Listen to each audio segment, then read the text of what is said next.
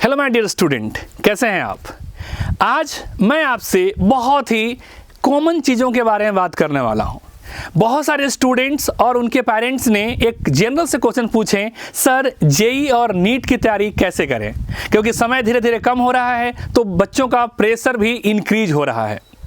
तो इस वीडियो में मैं बहुत सिंपल वे में बात करने वाला हूं कि किस तरीके से आप जेई और नीट की अच्छे से प्रिपरेशन कर पाएं। नमस्कार दोस्तों, मैं आपका दोस्त engineer DK Mehta, motivational speaker and business coach. आप सभी का बहुत बहुत स्वागत है। जी हाँ, मेरे इस यूट्यूब चैनल पे। अगर आप हमारे चैनल पे पहली बार आए हैं तो प्लीज़ चैनल को सब्सक्राइब करिएगा और बेल आइकन को हिट कर दीजिएगा, ताकि हमारा कोई भी high power motivational and problem solving videos आपसे मिस ना हो। जैसा कि मैंने बताया आपको कि इस वीडियो में मैं बात करने वाला हूँ कि जेई और नीट की तैयारी कैसे करें। एक्चुअली कोई भी आप कंपटीशन की तैयारी करते हैं तो एक स्ट्रेटजी के अपना के काम करना पड़ता है। एक प्लान जिसको बोलते हैं उसको एग्जीक्यूट करना पड़ता है, क्योंकि ये एक प्रोजेक्ट की तरह होता है जिसके ऊपर आपको काम करना होता है। चाहे आप जेई की तैयारी कर रहे हैं, चाहे नीट की तैयारी कर रहे हैं, चाहे यूपीएससी का कर रहे हैं, चाहे कोई भी आप एग्जामिनेशन का तैयारी कर रहे हैं, कुछ चीज़ों का ध्यान रखना होता है। तो बेसिकली मैं आज का जो मेरा कंटेंट होगा वो टोटली फोकस्ड होगा जेई और नीट पे।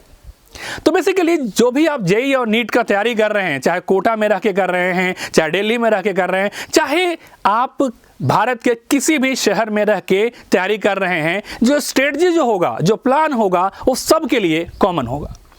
पहली चीज, आप जो भी पढ़ाई कर रहे हो, अभी जो भी लेक्चर आपको क्लासरूम में डिलीवर किया जा रहा है, मोस्ट ऑफ द क्लासेज जो अभी हैं ऑनलाइन हैं, तो आप वीडियो लेक्चर के थ्रू पढ़ाई कर रहे हैं। तो मान के चलिए आज जिस भी टॉपिक का आप वीडियो देख रहे हैं, उसी टॉपिक को घर पे आके पुनः रिवीजन कीजिए, क्योंकि जब तक आप रिवीजन नहीं करेंगे तब तक आपका कांसेप्ट क्लियर नहीं होगा। आप जो क्लासरूम में पढ़ते हैं या एक बार में जो आप समझते हैं वो आपकी पूरी समझ नहीं होती है। जब आप एक बार लाके फिर रिवीजन करते हैं तब जाके आपकी समझ लेवल बढ़ती है, क्योंकि फर्स्ट टाइम में सिर्फ आपकी अंडरस्टैंडिंग जो होती है मात्र 50 से 60% होती है। लेकिन जब आके उसको घर पे फिर से रिवाइज करते हैं, एक बार पलट के देख लो, तो जो आपको क्लासरूम में 50-60% समझ में आया था वो 80-90% तक पहुंच जाता है रिवीजन के बाद। लेकिन अगर आपने उसी दिन उस टॉपिक को रिवीजन नहीं किया तो अगले दिन वो परसेंटेज कम हो जाएगा। मतलब जो आपको 50% समझ में आया था हो सकता है 40-30% पहुंच जाए। इसीलिए जो भी टॉपिक आपने क्लास में पढ़ा है उसको घर पे लाके तुरंत रिवाइज जरूर करो। उसके बाद रिवीजन के बाद जो भी टॉपिक आपने पढ़ा है उसी पे क्वेश्चंस करो। आपके पास सीट होगा, डीपीपी होगा या बुक्स होंगे, उसमें देखो कि इस टॉपिक पे कौन कौन से क्वेश्चंस हैं जिन्हें हमें सोल्व करना है। उससे क्या होगा, आपके कंसेप्ट क्लियर होंगे। उसमें कुछ डाउट भी आएगा जिसको आप अगले दिन क्लियर कर पाएंगे, क्योंकि उसी टॉपिक से रिलेटेड है, और आपके लिए चीजें बड़ी आसान हो जाएंगी। जब आप क्वेश्चंस कर लेंगे, इसके बाद आप अपने पास कुछ ऐसे क्वेश्चंस बैंक रखिए जो प्रीवियस क्वेश्चन जिसके अंदर हो। अब देखो कि 5-10 साल में इस टॉपिक पे कैसे क्वेश्चंस आए हैं, जेई में या नीट में, जिसका भी आप तैयारी कर रहे हैं। तो 5-10 साल का पेपर उठाओ, फिर देखो कि इस टॉपिक पे कौन कौन से क्वेश्चंस आए। फॉर एग्जांपल मान लीजिए अगर आज आपने कोऑर्डिनेशन कंपाउंड पढ़ाई किया केमिस्ट्री का, तो उसमें देखिए कि कोऑर्डिनेशन कंपाउंड पे इस टॉपिक पे कैसे कैसे क्वेश्चंस आए हुए हैं। आप 5-10 साल के जो क्वेश्चन बैंक हैं उसको उठाओ और ढूंढो कौन कौन से क्वेश्चन आए हैं कोऑर्डिनेशन कंपाउंड पे, उसको सॉल्व कर लो। इससे क्या होगा, एक तो आपने जो पढ़ा था उसका रिवीजन भी हो गया, रिलेटेड क्वेश्चंस भी कर लिए, और इसके साथ साथ आपने वो भी क्वेश्चंस कर लिए जो प्रीवियसली पूछे गए थे। अब ये चीज़ें आपके लिए आसान हो गई।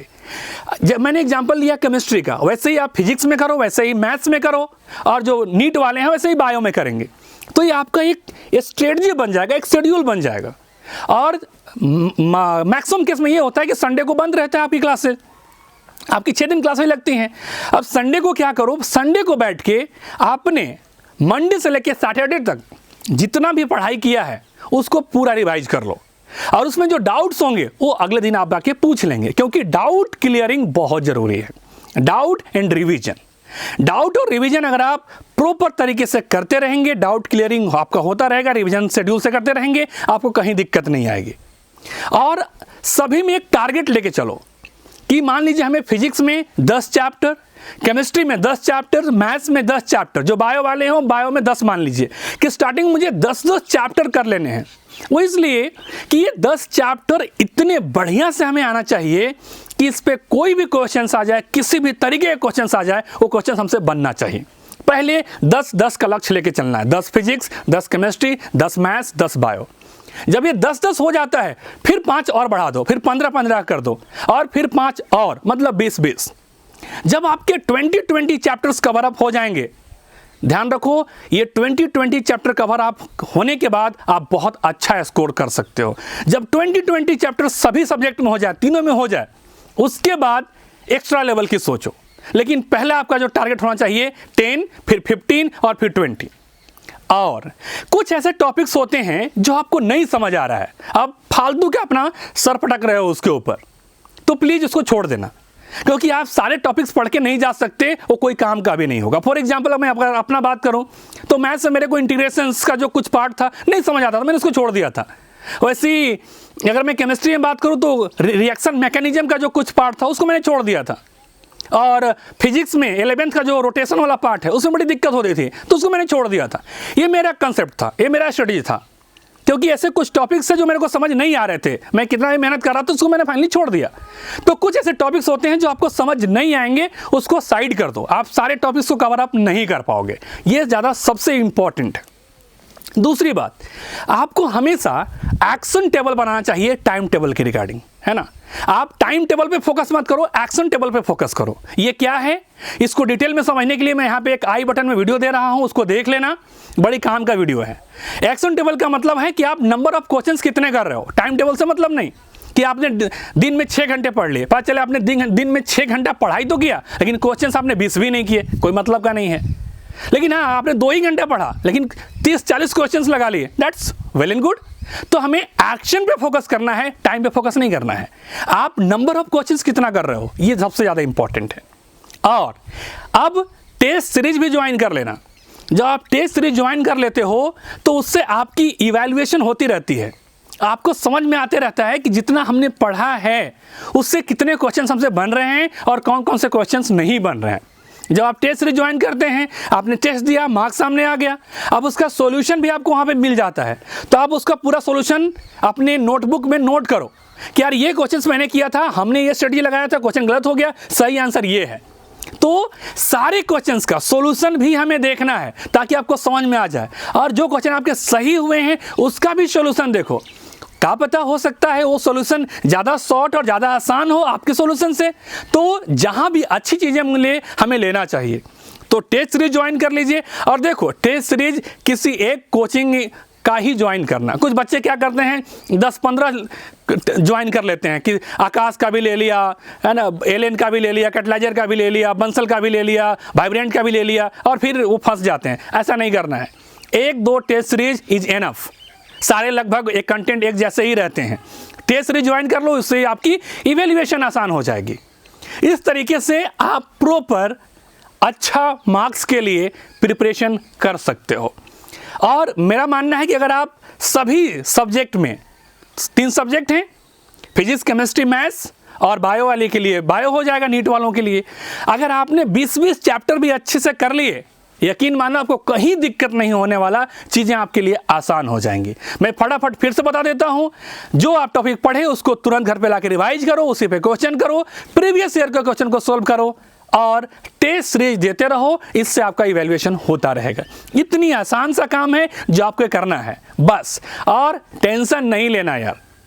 आपका काम सिर्फ कर्म करना है, फल के ऊपर आपका कोई अधिकार नहीं है, आप सिर्फ कर्म करो। वो बड़ी अच्छी लाइन है कि सकल पदार्थ है जगमाही, कर्महीन नर पावत नाही। बस आप कर्म करो, रिजल्ट क्या होगा अच्छा ही होगा, है ना। तो टेंशन नहीं लेना है। ये वीडियो आपको कैसा लगा, कितना हेल्पफुल है, प्लीज़ आप मुझे कमेंट करके ज़रूर बताइएगा। वीडियो अगर अच्छा लगेगा तो लाइक का बटन दबाना मत भूलिएगा, क्योंकि आपके लाइक में बहुत पावर है, मेरा मोटिवेशन और एनर्जी दोनों बढ़ा देता है। और हाँ, शेयर भी कर दीजिएगा, बहुत सारे स्टूडेंट की हेल्प हो सकती है, उनको अच्छा स्कोर करने में ये वीडियो मददगार साबित हो सकता है। तो फिर मिलते हैं हम अगले वीडियो में, तब तक आप यूं ही खुश रहें और खुशियां बांटते रहें। मेरा बेस्ट विशेज है आपके अच्छे पढ़ाई के लिए, आपके अच्छे रिजल्ट के लिए। Stay connected, stay motivated. Love you all. जय हिंद, जय भारत।